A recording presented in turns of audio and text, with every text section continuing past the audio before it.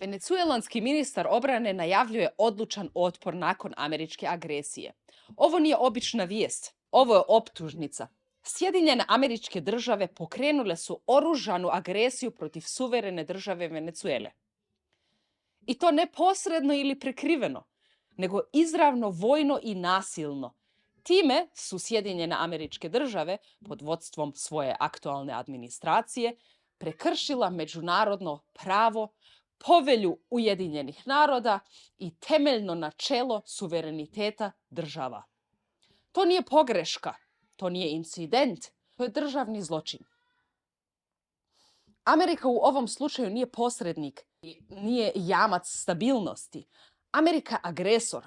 U sklopu te agresije u akciji američkih komandosa uhapšen je ustavni predsjednik Venecuele Nicolas Maduro. Bombardiran je teritorij zemlje i napadnuta su civilna područja. To je čin nasilne promjene režima, proveden silom izvan svakog pravnog okvira.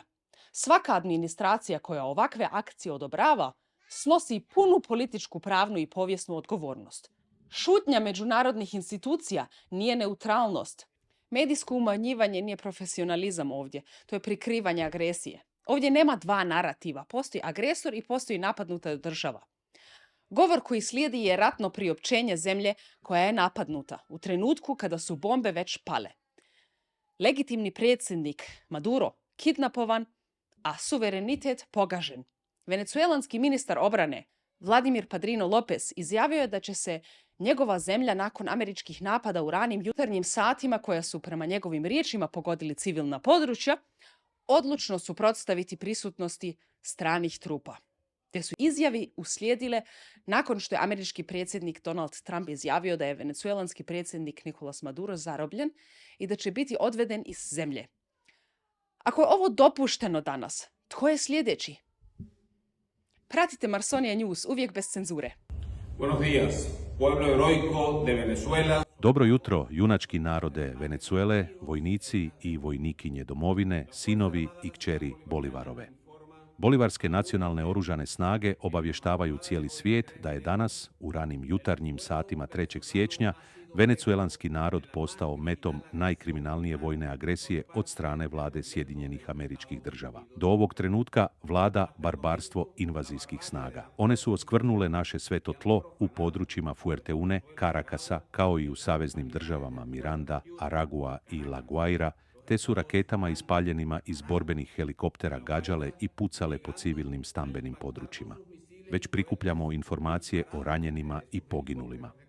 Suočeni s ovim podlim i kukavičkim napadom koji ugrožava mir i stabilnost regije, podižemo najoštriju optužbu pred međunarodnom zajednicom i svim multilateralnim organizacijama kako bi vlada Sjedinjenih Američkih Država bila osuđena zbog eklatantnog kršenja povelje Ujedinjenih naroda i međunarodnog prava. Slobodna, neovisna i suverena Venecuela svom snagom svoje slobodarske povijesti odbacuje prisutnost ovih stranih trupa koje su na svom putu ostavile samo smrt, bol i razaranje. Ova invazija predstavlja najveće skrnavljenje koje je zemlja ikada pretrpjela i izraz je pohlepe za njezinim strateškim resursima, vrlo daleko od navodne borbe protiv narkoterorizma. Ova sramotna akcija ima za cilj konačno nametnuti promjenu vlasti i podvrgnuti nas nečasnim namjerama sjevernoameričkog imperijalizma, pri čemu se gazi neotuđivo pravo na samoodređenje za koje su se naši osloboditelji borili i koje smo danas pozvani braniti s istim dostojanstvom. Stoga, u ovom kobnom času, zazivam hrabrost koju smo naslijedili od osloboditelja, koji su nas naučili da dostojanstvo nije predmet pregovora i da domovina predstavlja najvišu vrijednost. Napadnuti smo, ali nećemo biti slomljeni. Ujedinjeni vojnici i narod stvorit ćemo neuništiv zid otpora. Naš poziv je mir, ali naše nasljeđe je borba za slobodu. Mi, koji pružamo ruku bratstva, danas stišćemo pesnicu u obrani onoga što je naše. Ujedinimo se, jer u jedinstvu naroda pronaći ćemo snagu da se odupremo i pobijedimo. Usred ovog imperijalnog naleta snažno pozivam na razboritost i razum. Sačuvajte jedinstvo i mirnoću. Očaj je saveznik uljeza. Postojanost je štit domovine. Ne dopustimo da nas obuzme panika koju neprijatelj želi vidjeti. Izbjegavajmo kaos i anarhiju, jer su oni jednako smrtonosna oružja kao i bombe.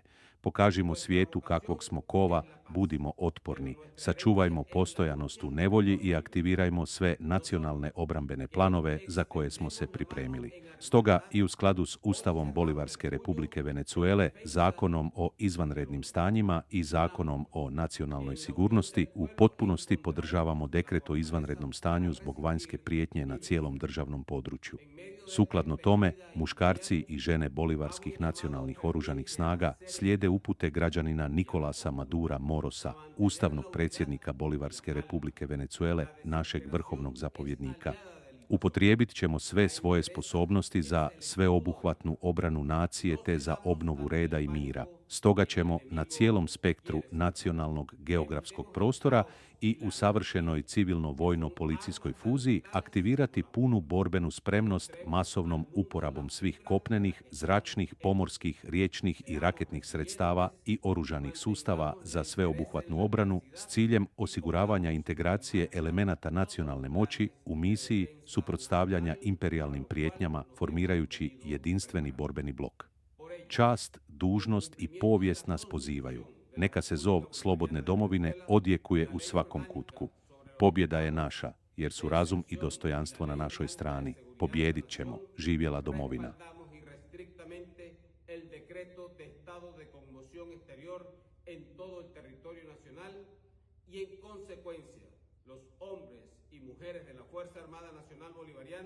Cumpliendo instrucciones del ciudadano Nicolás Maduro Moros, presidente constitucional de la República Bolivariana de Venezuela, nuestro comandante en jefe, desplegaremos todas nuestras capacidades para la defensa integral de la nación, el restablecimiento del orden y la paz.